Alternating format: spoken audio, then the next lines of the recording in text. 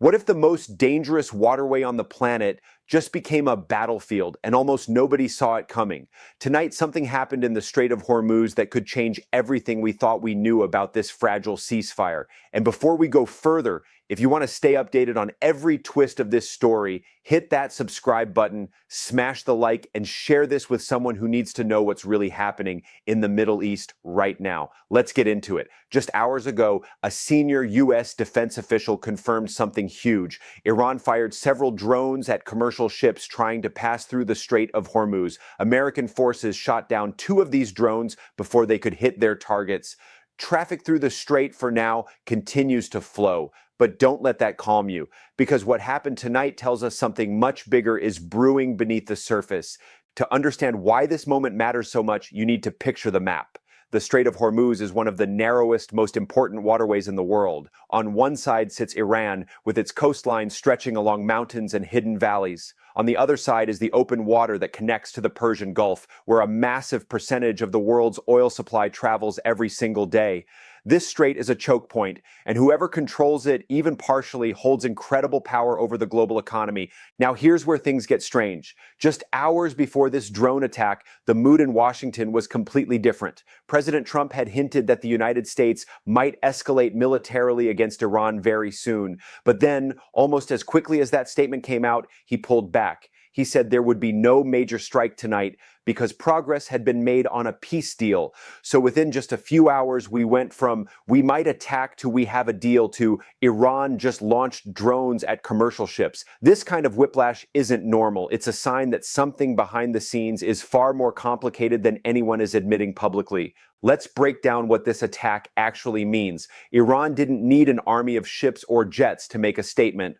All it took was a couple of drones launched from deep inland, hidden behind mountain ridges where American radar and defense systems have a much harder time tracking them. And that's the terrifying part. Even if the United States has overwhelming military superiority, even if American destroyers and warships are positioned throughout the region, none of that fully protects commercial vessels from a surprise drone strike, because it only takes one hit, one damaged tanker, one spooked insurance company, and suddenly ships stop moving through the strait altogether. That's not military defeat. That's economic chaos, achieved with minimal effort. This is the core tension you need to understand.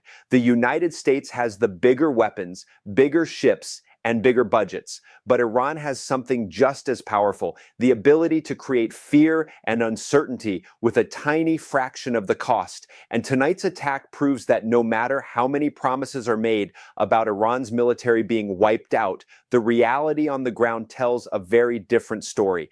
Now let's talk about the diplomatic side of this, because it gets even more confusing.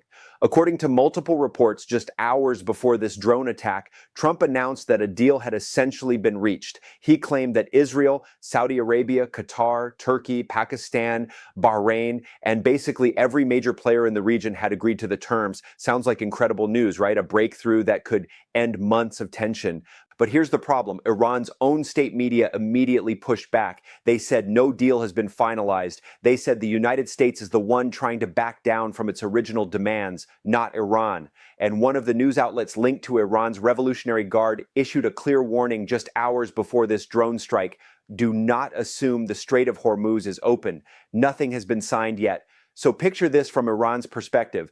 While American leaders are publicly celebrating a deal that hasn't been signed, Iran is sending a message with action, not words. The drone attack wasn't random. It was a reminder that until ink hits paper, nothing changes. The blockade Iran has effectively created around Hormuz is still very real, and tonight's strike proves they're willing to back that up with force. But there's another layer to this story that almost nobody is talking about, and it might be the most important part of all.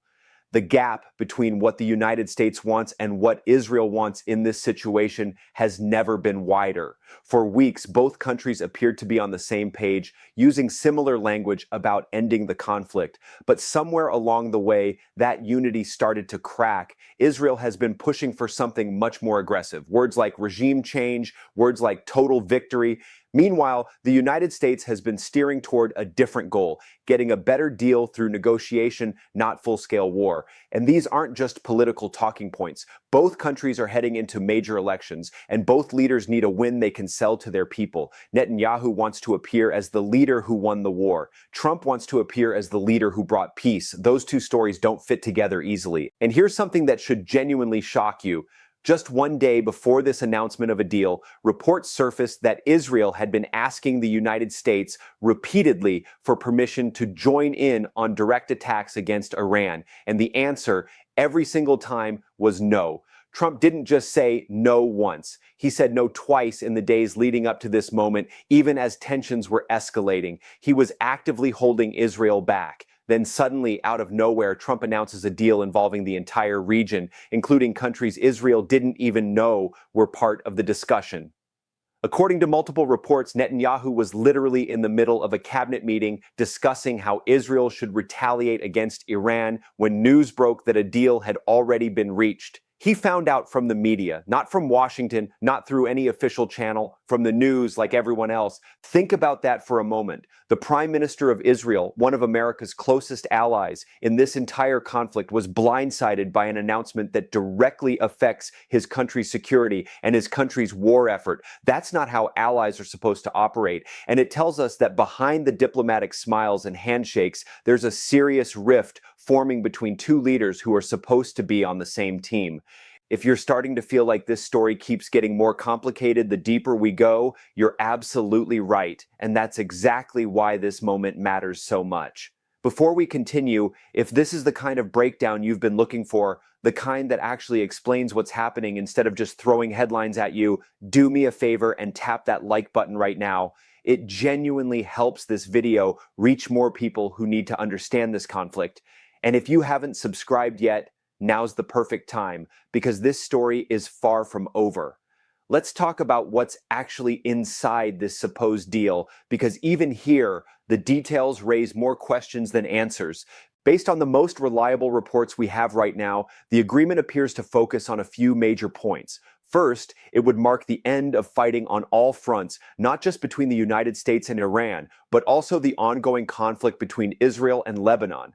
Second, there would be a 60-day negotiation window between the United States and Iran to work out the bigger, more permanent details. Third, and this is huge, the Strait of Hormuz would be cleared of mines and reopened within 30 days. And finally, Iran would be allowed to start exporting oil again almost immediately, while broader sanctions would be lifted gradually over time.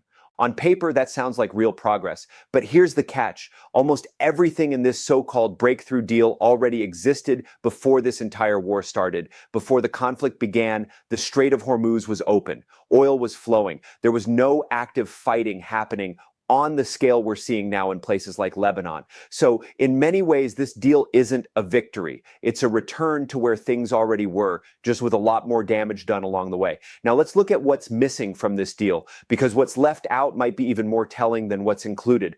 Remember, when this conflict began, the United States laid out very specific goals. They wanted Iran to dramatically scale back its nuclear program. They wanted strict limits on Iran's enriched uranium, with some officials demanding 15 to 20 years of restrictions and the complete removal of enriched materials. But in this current deal, there's barely any mention of that timeline. In fact, it seems like that entire issue has been pushed into the future to be discussed during those 60 days of negotiation, rather than settled now. Even more concerning, 2 of the 4 major goals the United States originally set out have completely vanished from the conversation. There's been no mention, none at all, of limiting Iran's missile program. And there's been almost no discussion about Iran's support for groups like the Houthis or Hamas, the very groups that have destabilized the region for years. These were supposed to be central demands. Now they're just gone, not resolved, not addressed, simply absent from the conversation entirely. So what does that tell us? It tells us that despite months of conflict, despite military strikes, despite economic pressure, Iran may have successfully pushed these critical issues off the table, at least for now. And that raises a serious question. Was this war worth it if the outcome looks almost identical to where things started, minus a few damaged buildings and a lot more bloodshed? There's one more clue that suggests this deal is far from finalized, and it comes straight from Netanyahu himself. After Trump's announcement, Netanyahu released a statement praising Trump, which is fairly standard for these situations. But buried within that statement was something much more revealing. Netanyahu thanked Trump for his commitment to ensuring that the final deal, after negotiations are complete, would include removing enriched nuclear materials, dismantling enrichment facilities, and limiting missile production. Notice the wording here. He's not saying these things are part of the current agreement. He's saying they'll be part of the final deal later, after negotiations happen, which strongly suggests that right now, in this moment, none of those critical security demands have actually been secured. Iran appears to have gotten exactly what they wanted. Nuclear discussions pushed to after the ceasefire, not before it. And if that's true, it means the most dangerous parts of this entire situation haven't been resolved. They've just been delayed. So let's step back and really think about what tonight's drone attack means in this bigger picture. This wasn't just a random act of aggression. It was a message that said, we are still here. We still have power. And until something is officially signed, don't assume anything has changed. Iran demonstrated once again that they don't need a massive military to make their presence felt. A couple of drones launched from a protected location aimed at commercial vessels is enough to remind the entire world how fragile this situation really is. And for the United States, this attack puts them in an incredibly difficult position. Do they respond with force, risking the collapse of a deal that hasn't even been signed yet? Or do they stay quiet, potentially looking weak after promising that Iran's military capabilities had been destroyed? Either choice carries massive consequences, not just for this region, but for global oil prices, international trade, and the fragile alliances between countries that are supposed to be working together. Meanwhile, Israel sits on the sidelines, watching a deal unfold that they weren't fully consulted on, with key security demands seemingly pushed into an uncertain future. The trust between allies that once seemed solid is now visibly cracking right in front of the world's eyes. This is the reality of the Strait of Hormuz tonight, a place where a handful of drones can shake global markets. A place where words like deal and ceasefire mean different things depending on which country is saying them, and a place where the line between peace and renewed conflict is thinner than anyone wants to admit. What happens next depends on choices being made right now in rooms we can't see by leaders who don't fully trust each other. Will this drone attack be dismissed as a minor incident, or will it become the spark that reignites everything this so-called deal was supposed to prevent? One thing is certain, the Strait of Hormuz isn't just a waterway anymore, it's a symbol of how fragile peace really is when neither side fully agrees on what peace even means. And tonight, with drones falling from the sky over one of the most important trade routes on Earth, that fragile peace just got a whole lot more fragile. If this story matters to you, if you want to understand what's really happening behind these headlines instead of just reacting to them, then make sure you're subscribed, because this situation is moving fast and the next 24 hours could change everything we just talked about. Share this video with someone who needs the full picture, not just the headline. Stay sharp, stay informed, and we'll be right back here the moment something new breaks.